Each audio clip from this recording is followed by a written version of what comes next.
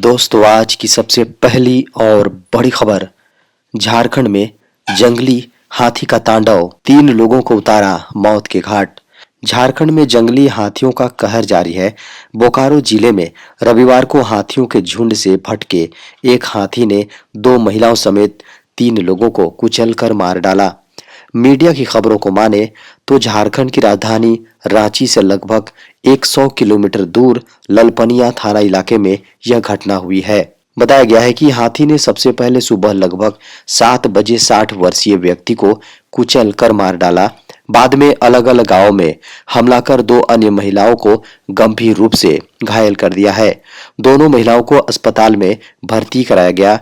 उसके बाद दोपहर में उनकी मौत हो गई। खबरों की माने तो मृतकों की पहचान सोनू माझी, मंजरी देवी और सुहानी हेम्ब्रम के रूप में की गई है। उत्तराखंड के मुख्यमंत्री चंपई सोरेन ने कहा, हम अपने वीरों की शहादत न कभी भूले हैं और न कभी भूलेंगे। झारखंड के मुख्यमंत्री चंपई सोरेन रविवार को साहेबगंज जिले के बरहेट स्थित भोगनाडीह में आयोजित अबुआ आवास योजना के तहत स्वीकृति पत्र वितरण समारोह में शामिल हुए। उन्होंने कहा कि हम अपने वीरों की शहादत न कभी भूले हैं और न कभी भूलेंगे। उन्होंने कहा कि इनका बलिदान व्यर्थ नहीं होने देंगे। झारखंड का नव निर्माण इस तरह करेंगे जहां हर व्यक्ति को आगे बढ़ने का मौका होगा। मुख्यमंत्री चंपई सोरेन ने कहा कि एक अलग राज्य बनने के बाद 19 वर्षों तक झारखंड को जो अधिकार और सुविधाएं मिलनी चाहिए वह नहीं मिला। इस राज्य के साथ हमेशा भेदभाव होता रहा। वर्ष 2019 में जब हेमंत सोरेन के नेतृत्व में सरकार बनी तो हम अपने अधिकार के लिए लगातार आवाज उठाते रहे, लेकिन इसका कोई सार्थक नतीजा नहीं निकला। झारखंड में न्यूनतम तापमान में 3 डिग्री की गिरावट। झारखंड में पश्चिमी विक्षोभ का असर देखने को मिलेगा, जहां 24 फरवरी से 28 फरवरी तक वज्रपात, बारिश के साथ तेज हवाएं चलेंगी।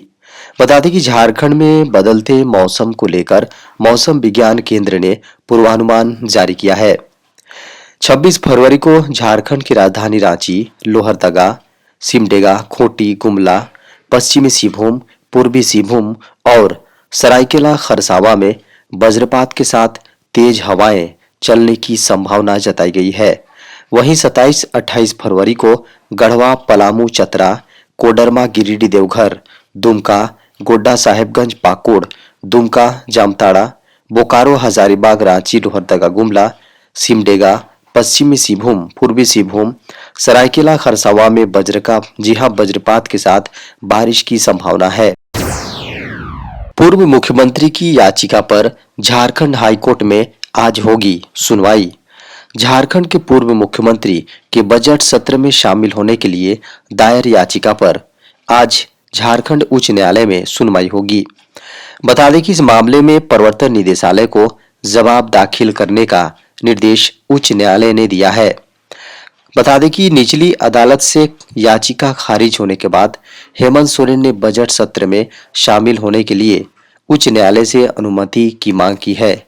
इसके पहले प्रवर्तन निदेशालय कोर्ट ने हेमंत सोरेन की यह याचिका सुनवाई के बाद खारिज कर दी थी।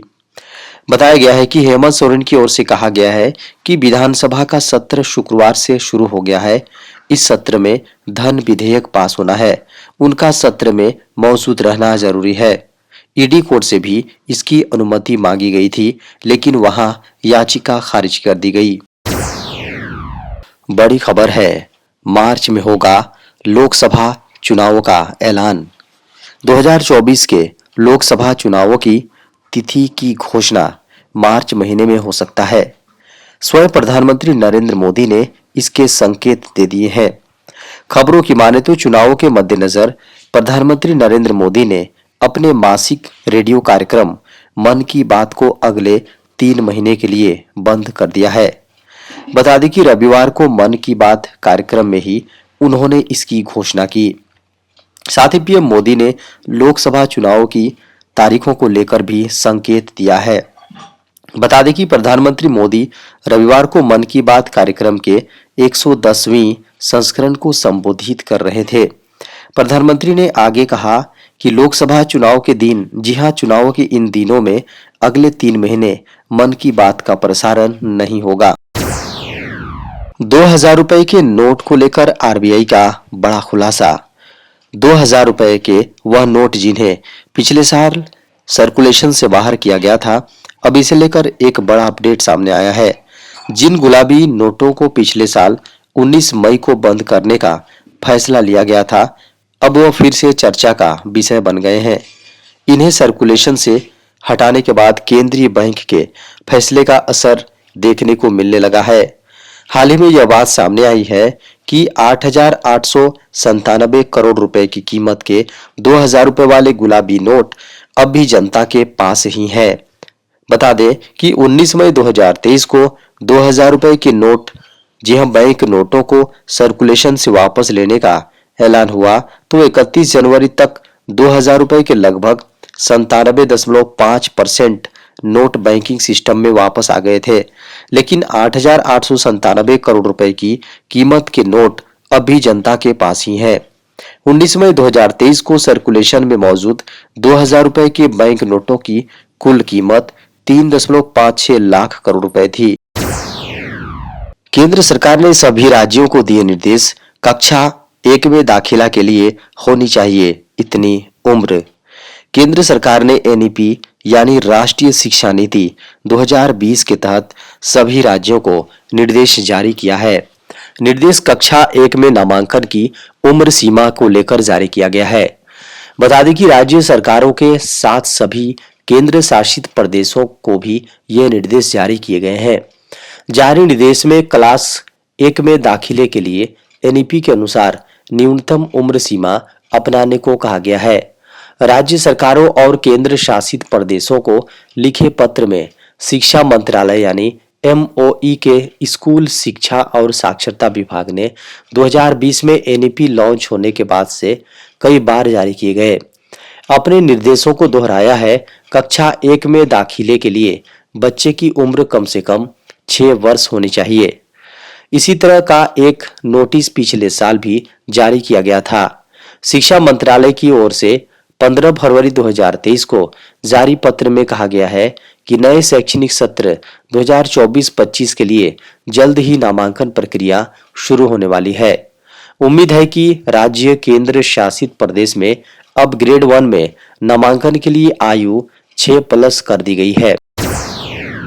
केंद्रीय कर्मचारियों को 4% अधिक मिलेगा महंगाई भत्ता। मोदी सरकार होली से पहले केंद्रीय कर्मचारियों को सैलरी में वृद्धि कर बड़ी खुशखबरी दे सकती है। मार्च में सरकारी कर्मचारियों के लिए महंगाई भत्ते यानी डीए में 4% का इजाफा करने की संभावना है। इससे महंगाई भत्ता बढ़कर 50% हो जाएगा। पेंशन धारकों को भी इसका लाभ मिलेगा। सरकारी कर्मचारियों को महंगाई भत्ता जबकि पेंशनर्स को महंगाई राहत यानी डीआर दी जाती है। बता दें कि 48.67 लाख केंद्रीय कर्मचारी और 67.95 लाख पेंशनर देश में हैं। सरकारी कर्मचारियों के महंगाई भत्ते में पूरे साल में 2 बार केंद्र सरकार संशोधन करती है। पहला संशोधन जनवरी और दूसरा जुलाई में की जाती है।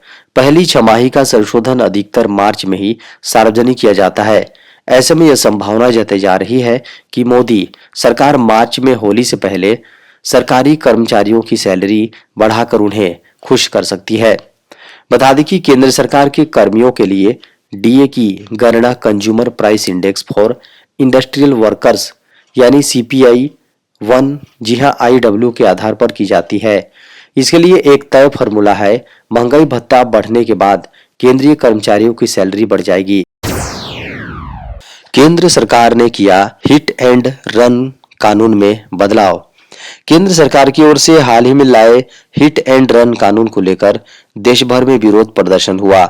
ट्रक चालकों और ट्रांसपोर्टरों ने बड़े स्तर पर चक्का जाम कर दिया था, क्योंकि सरकार ने कानून में संशोधन करके नियम, सजा और जुर्माने का और ज्यादा सख्त किया था।